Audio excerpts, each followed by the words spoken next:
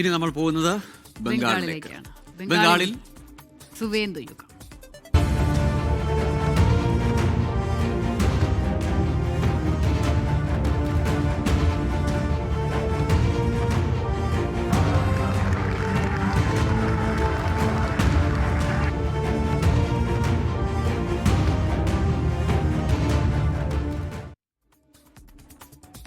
പശ്ചിമബംഗാളിന്റെ ആദ്യ ബി.ജെ.പി. മുഖ്യമന്ത്രിയായി സുവേന്ദു അധികാരി അധികാരമേറ്റു. ദിലീപ് ഘോഷും അഗ്നിമിത്ര പോളുമടക്കം 5 മന്ത്രിമാരും ഇന്ന് സത്യപ്രതിജ്ഞ ചെയ്തു.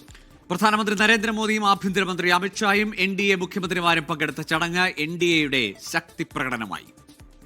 শুভেন্দু অধিকারী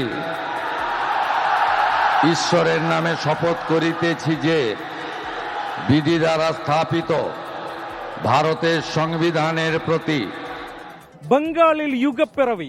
ശ്യാമപ്രസാദ് മുഖർജിയുടെ ബംഗാളിൽ ബി.ജെ.പിയുടെ ആദ്യ സർക്കാരിന്റെ സത്യപ്രതിജ്ഞ.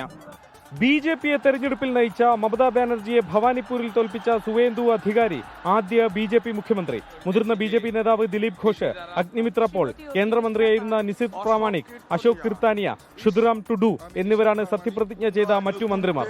പ്രധാനമന്ത്രി നരേന്ദ്രമോദി, ബി.ജെ.പി. ഭരിക്കുന്ന സംസ്ഥാനങ്ങളിലെ മുഖ്യമന്ത്രിമാർ, കേന്ദ്രമന്ത്രിമാർ അങ്ങനെ VVIP-കളുടെ ഒരു നീണ്ട നിര വേദിയിലുണ്ടായിരുന്നു.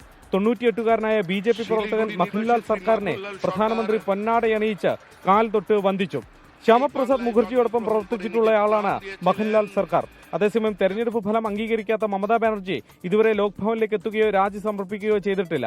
എന്നാൽ പുതിയ സർക്കാർ സത്യപ്രതിജ്ഞ ചെയ്തതോടെ മമതാ സർക്കാരിന്റെ ഭരണം ഔദ്യോഗികമായി അവസാനിച്ചു. ബംഗ്ലാദേശി കുടിയേറ്റമടക്കമുള്ള വിഷയങ്ങളിലാണ് താൻ ആദ്യം ശ്രദ്ധ ചെലുത്തുകയെന്ന് പ്രഖ്യാപിച്ച നേതാവാണ് സുവേന്ദു അധികാരി. കൊൽക്കത്തയടക്കമുള്ള മേഖലകളിൽ ഉടനെ തന്നെ ചില നീക്കങ്ങൾക്ക് സാധ്യതയുണ്ട്.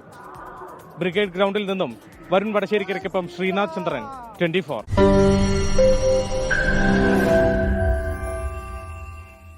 ലോകത്തെവിടെയായാലും ഏത് സമയത്തും 24 വാർത്തകളും ഓഗ്മെന്റഡ് റിയാലിറ്റി പാക്കേജുകളും എക്സ്പ്ലെയിനറുകളും വിശദമായി കാണാൻ ഞങ്ങളുടെ യൂട്യൂബ് ചാനൽ നിങ്ങൾക്ക് സബ്സ്ക്രൈബ് ചെയ്യാം.